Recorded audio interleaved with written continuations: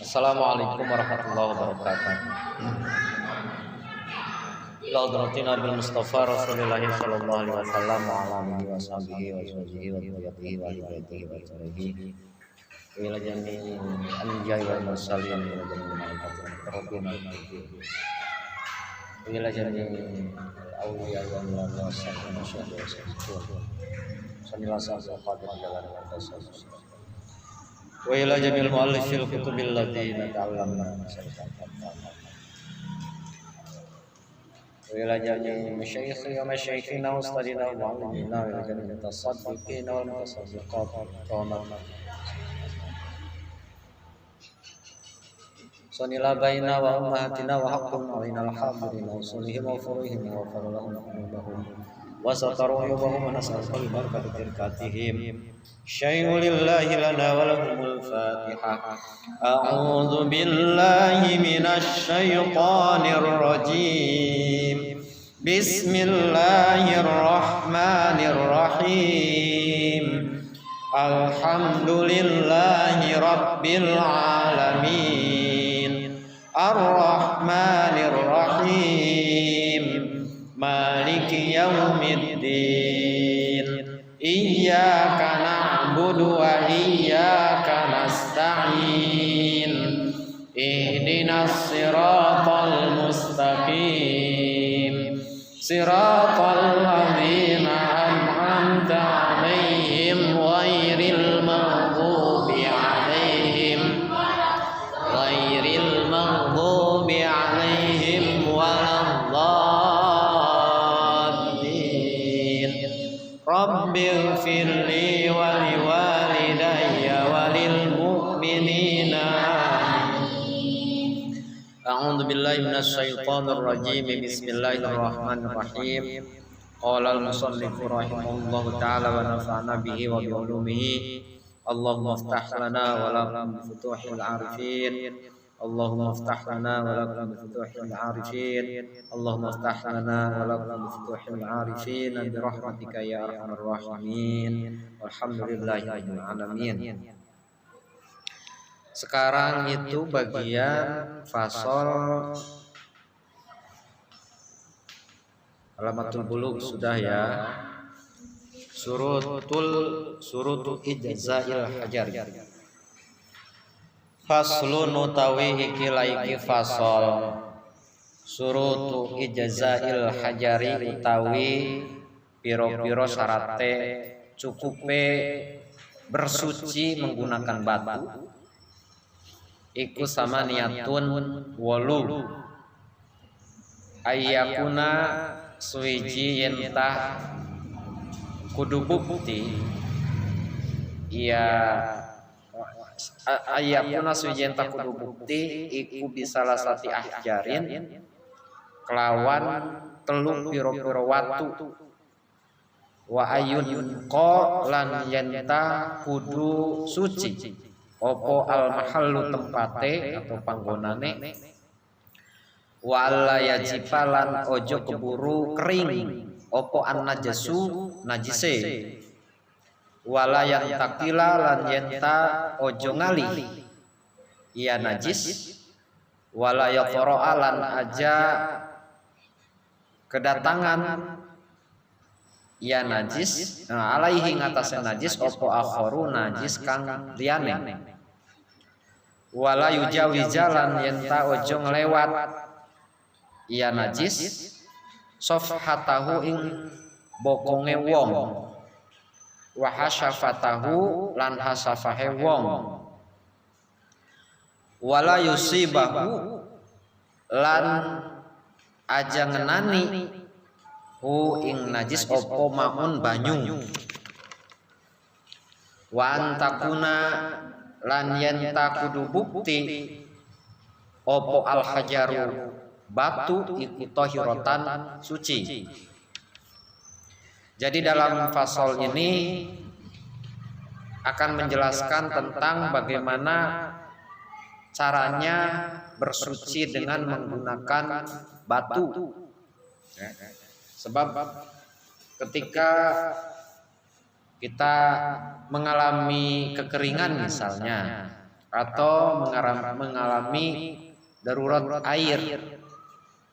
Ya banyak masalah ketika air itu tidak ada PDAM-nya misalnya, dan kemudian daur ulang pun tidak ada, atau ketika dalam perjalanan panjang yang melewati padang pasir atau hutan belantara yang tidak tahu sumber air dan tempat air, atau jalan tol yang rest areanya masih jauh dan kendaraan kita mogok, lalu kemudian di situ kita pingin buang air,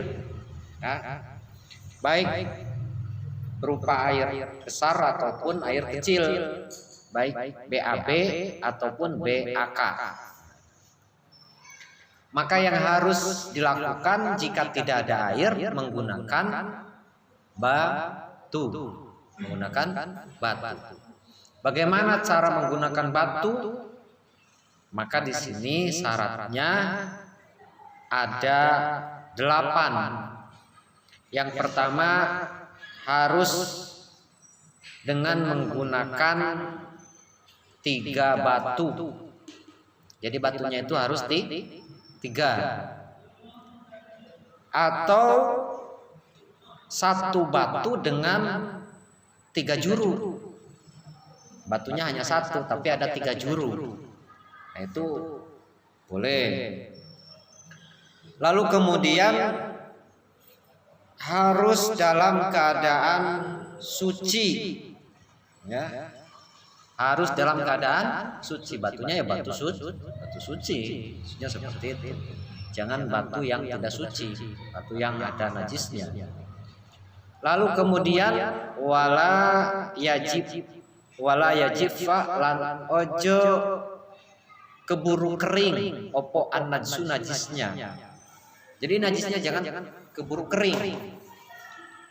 Misalnya kalau keburu kering lalu disucikan dengan menggunakan batu, maka itu tidak akan suci statusnya. Bagaimana kalau sudah keburu kering karena perut masih mual, lalu kemudian mau dibersihkan batunya terbatas, menunggu selesai semuanya, tuntas BAB-nya atau kencingnya. Nah, tapi keburu kering. Nah, kalau keburu kering berarti tidak bisa suci. Nah, statusnya tidak bisa suci walaupun sudah tidak ada bendanya, ain najisnya. Nah, ain najisnya, benda najisnya tidak ada, tidak kelihatan. Maka secara hukum itu tidak cukup. Nah, lalu bagaimana konsekuensi hukumnya jika tidak suci? Namun kemudian datang waktu sholat, ya tayamum saja sudah. Dalam keadaan najis, iya dalam keadaan najis, sholat saja. Namun statusnya sholat itu lihurmatil wakti. Lihurmatil wakti manfaatnya apabila orang tersebut sudah melaksanakan sholat, walaupun tidak cukup syarat, ya syaratnya kan harus suci.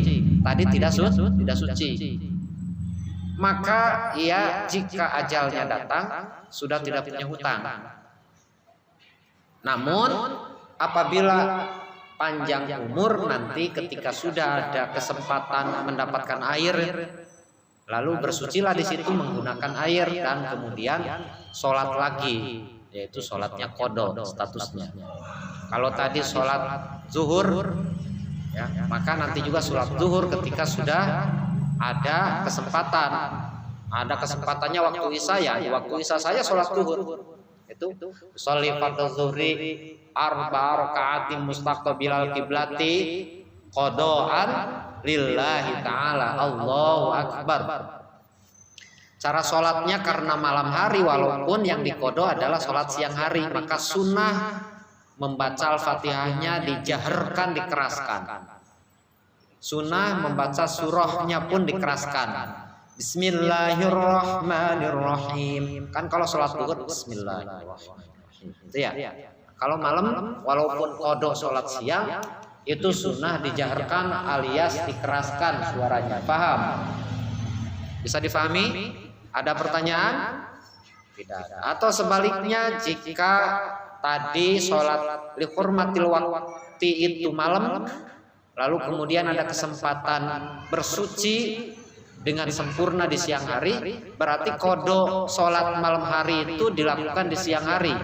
Walaupun ba'da zuhur kita sholat atau ba'da sholat duha kita sholat isya, karena tadi statusnya sholat li hurmatil waqti karena tidak mencukupi syarat.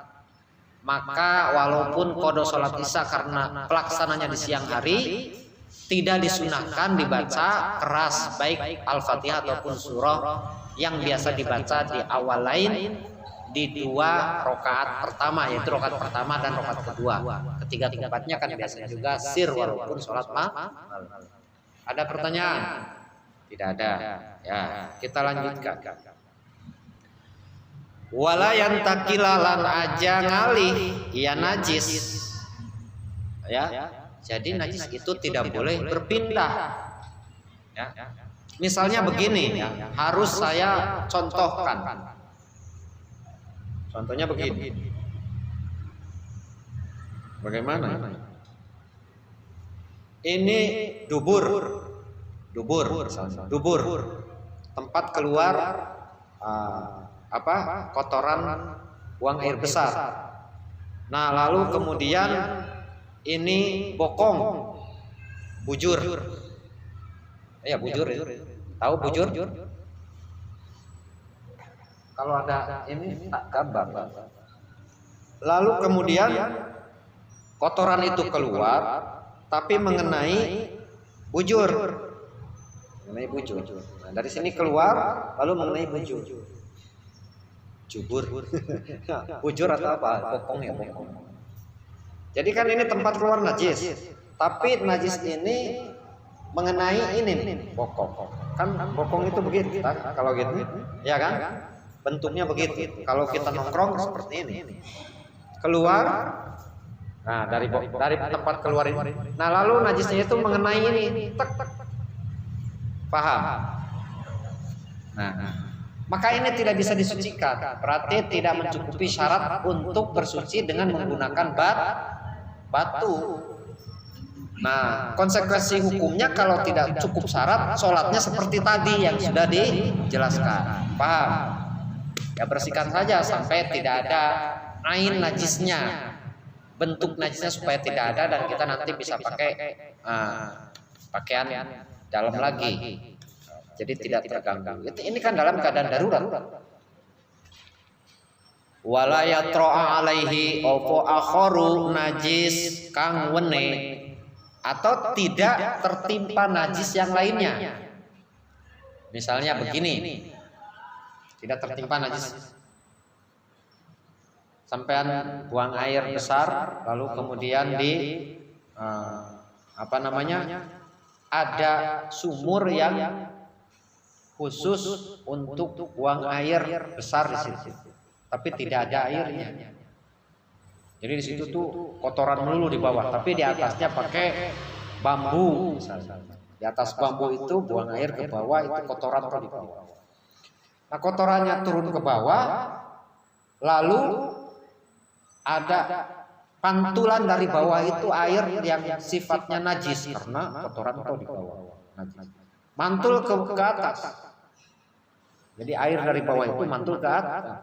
Jadi kotoran jatuh ke bawah, nah ini ke atas. Nah, seperti di toilet gitu kan, ada airnya sedikit di bawah. Nah, kalau airnya memantul ke atas, nah itu berarti najis yang lain, najis dari bawah.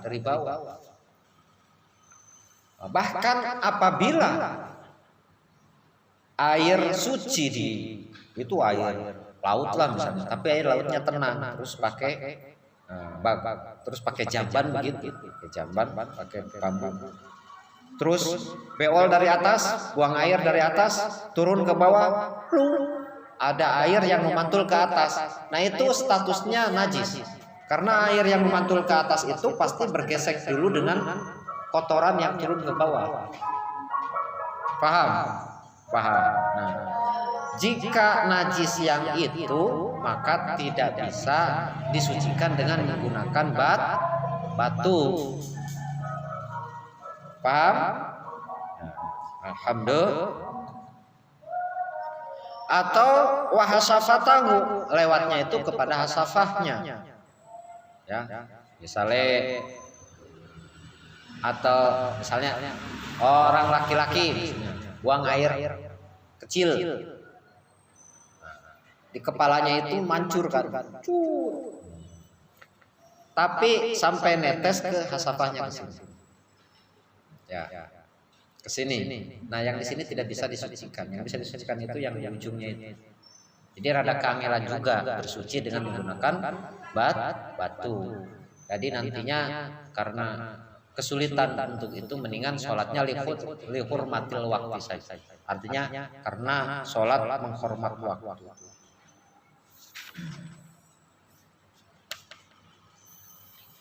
Wala yusiba lan aja ngenaan hu ing najis opo maun banyu. Lalu kemudian terhadap najis itu jangan ada yang menetes air, baik air keringat ataupun air apa terhadap najis yang ada di dalam tempat najisnya itu, jangan ada air yang mengalir ke situ. Entah karena apa ya? Kira-kira apa? Ada air yang menetes ke situ. Misalnya lagi buang air begitu, tidak ada air yang mencukupi, lalu kemudian mau menggunakan batu cara bersucinya, tapi datang air baru sedikit, misalnya gerimis. Gerimis itu kan netesin terhadap najis yang sedang terjadi karena kita sedang buang air kecil ataupun buang air besar. Ketetesi dengan air hujan yang sedikit itu. Jadi airnya belum bisa digunakan untuk wudu karena memang di padang rumput dan sebagainya misalnya. Lalu kemudian tapi menetesi anggota yang sedang ada najisnya, bagian najis yang akan tadinya rencananya mau dibersihkan menggunakan batu. Maka hal itu tidak bisa dikatakan suci karena sudah tertetesi dengan air. Paham? Wantakuna al-ahjaru tohirotan, lan harus terbukti batunya itu dalam keadaan suci. Tidak bisa batunya itu tidak suci, gitu ya. Walaupun sifat najisnya itu sudah tidak berpindah, masih dalam posisinya. Walaupun najisnya itu tidak terkena air, walaupun najisnya itu tidak terkena najis yang lain, tapi kalau batunya itu tidak suci maka tidak cukup mensucikan. Sepaham? Kan tadi itu najisnya jangan berpindah seperti ke bokong, ya. Tadi najisnya itu jangan terkena air. Lalu kemudian najisnya itu jangan terkena najis yang lain.